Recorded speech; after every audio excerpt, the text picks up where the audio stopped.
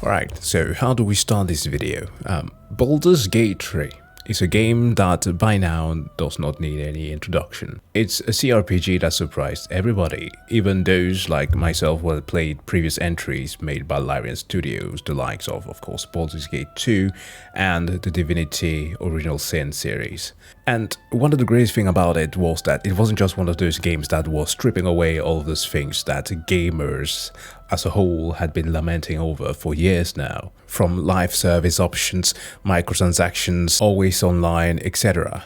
It was and still is fundamentally a full-fledged, good game. One whose gameplay did justice to the RPG genre by giving players the means to go with the raw tactics, with a fully fleshed out combat system that seamlessly integrated aspects of the 5th edition of Dungeons & Dragons, but also it focused on problem solving with an open-ended system that beautifully reflected the immersion sim philosophy that so many games out there tend to get wrong. This of course resulted in a game that rarely if ever creatively impaired the player by, for example, letting them develop non-combat abilities into absolute means of destruction, letting the players explore the world in a non-linear fashion, and of course, seeing one's actions being reflected in the world beyond just that of a pile of corpses lying around, as one would in many other games. All this had to be integrated in an ever so branching storyline where playable to non-playable characters had to give the illusion of following through the chaotic scenarios that the player would brew during the campaign. And that, just like butter, was something that I just couldn't believe could turn out to be this good.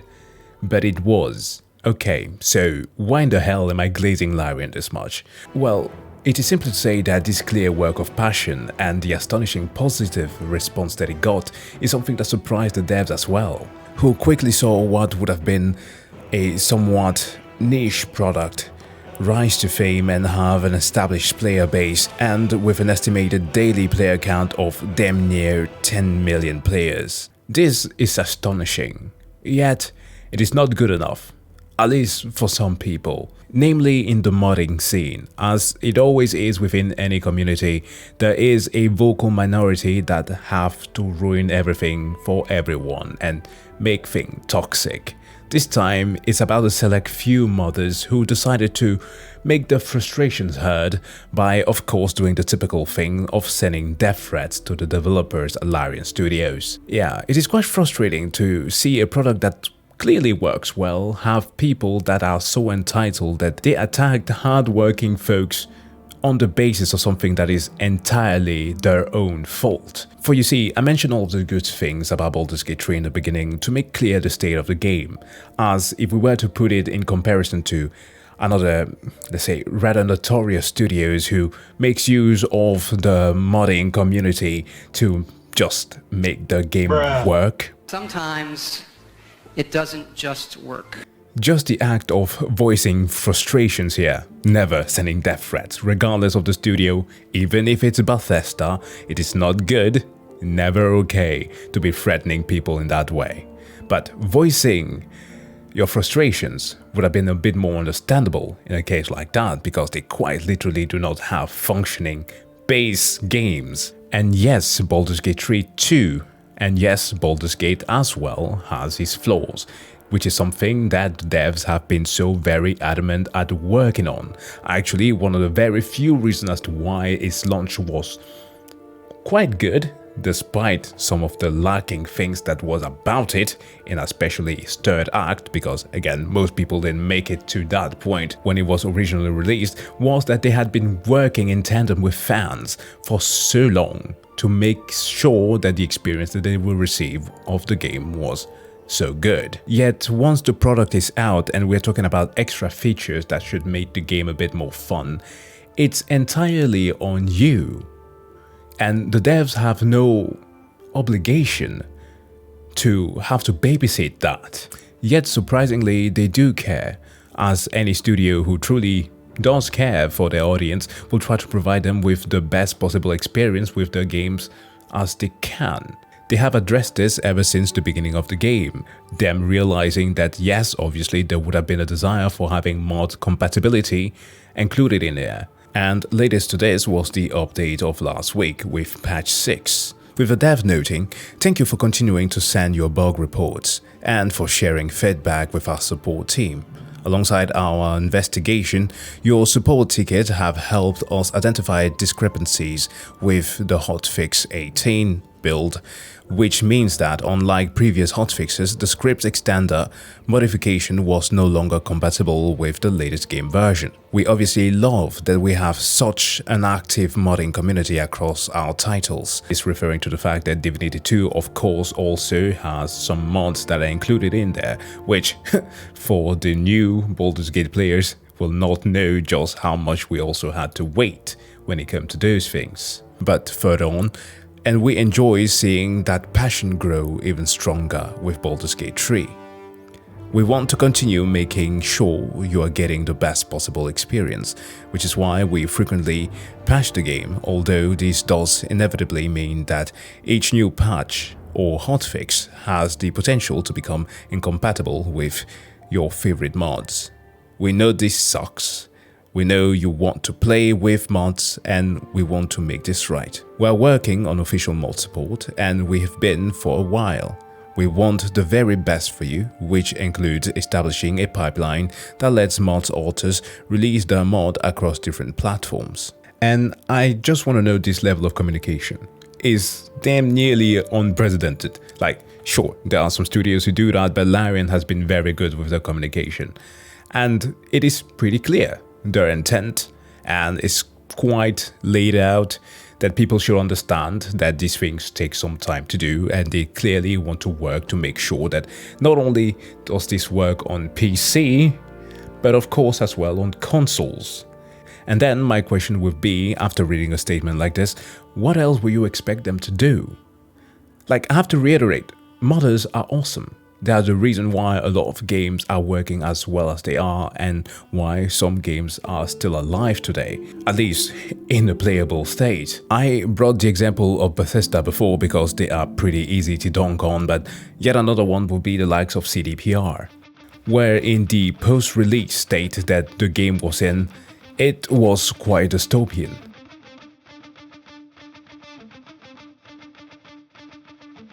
The team had to rely on the fans, who not only fixed the game to be in the playable state, but also implemented so many things that the original game never had, and so much more.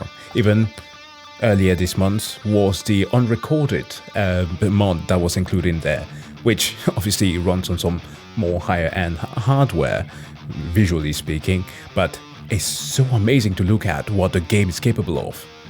But yet again, we are talking about a deeply flawed game from its baseline, not what we're seeing here with Baldur's Gate 3. Yes, the dev did acknowledge the frustration that modders will have whenever a hotfix comes and ruins the compatibility aspect of an existing mod. Yet still, this frustration should never extend to the level of death threats. It got so bad that the director of development at Larian had to address this, and of course, to Twitter, never calling that site X, where he stated, "We'll be talking in depth about what our mod support will look like soon. Been working on it since launch. As always, we'll discuss it in our way with our community. Threats and toxicity against our devs and community teams will only harm the conversation. Please stop that." And I kind of want to note that threats and toxicity is not something that is kind of unheard of from the side of Larian or their employees. I remember that early in the post-release of the game, the voice actors, who obviously are a huge driving force of this, that a lot of fans are of course appreciating, experience quite the weird treatment during the streams. Neil Newborn, for one, remember, the voice of Larian, quite suffered what I would call harassment during his streams, which is something that for a lot of them they were new at. And the remarks and the language that people used about them was quite weird, because there is this kind of state where we tend to forget that the people that we are talking to still are human beings, right? They are performing, of course, on screen and or in a video game, yet still, once they leave that environment, they become people. And it is not alright to be treating them like objects. Like, I'm not saying that people should not have their fan fiction or whatever they want with a fictional character or an existing character for that matter, but you should still be able to draw a line at what is your problem and what is theirs. Enough of the sidetrack there. He continues by saying that this is a game that went from 2 million players to over 10 in a very short time span. Or space of time, sorry. I tend to fill in words like that. So it's natural the conversation becomes muddier and complex, but in order to maintain the same level of dialogue, we need people to understand that these conversations take time. We can't do it at all without the dedicated community team that work to untangle a giant web of noises into something that we can work with for the benefit of everyone. If you truly want to know things about the game, please don't chip away at the people who connect us all. 99.9% of our community are the absolute best, and it's because of them, thankfully, that my community team preserves. But I suppose it was inevitable that when you have a city, a few bad eggs will start a fire. And that is very true. That's why I call them a vocal minority to begin with. It is always the case, and they muddy the water for everyone to drink from, and it really sucks. And that's why I often kind of feel annoyed when statements about the behind the scenes things with developers come forth. Remember earlier last year when the whole Xavier comment came from devs who were complaining about Baldur's Gate, and some of them, like Zalavia, actually, the character, not Xavier, voiced some sound concern with regards to his studio, was one of the few who actually made sense. Yet there was still this type of comment saying that he's a dev, people should not care, that it was not important to them. He made a lot of very good points. But I think it misses the perspective of the consumer. But yeah, it does. And this is the thing, is developers need to stop. Like, nobody gives a fuck about, oh, it's so hard. Shut the fuck up, pussy. Stop crying. Either do it or you don't. Holy fuck. Just that nobody cares about, oh, it's so hard. Oh, well, this is, bro, you're talking to people that work in construction and you're going to say that it's hard? Right? Just seeing the consumer's perspective. And I get that to a certain degree. I remember Asmongold saying something like that, and this is not calling the man out, just to point out that he was likely the loudest voice who was iterating something of the sort. And it's really frustrating because these are still people who are working and quite literally wanting to give you the best product that they can. Yet still, this is the behavior that I'm met with. I think that the majority obviously are going to understand that this is wrong. But for the very few who might get frustrated, perhaps due to past experiences with modding, for example, when Bethesda some 2 years ago decided to include the paid mods and so on, yeah, those were pretty bad. And they actually did that before and tried to redo that or reinstate the damn practice. I understand that frustration, but these are not the same people. They're still, again, death threats are never good. They're not.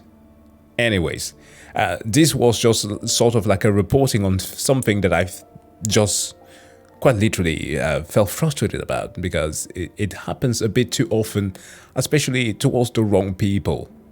I would like to know your thoughts about this in the comment section.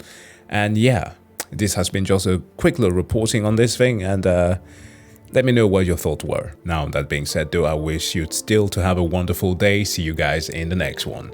Bye.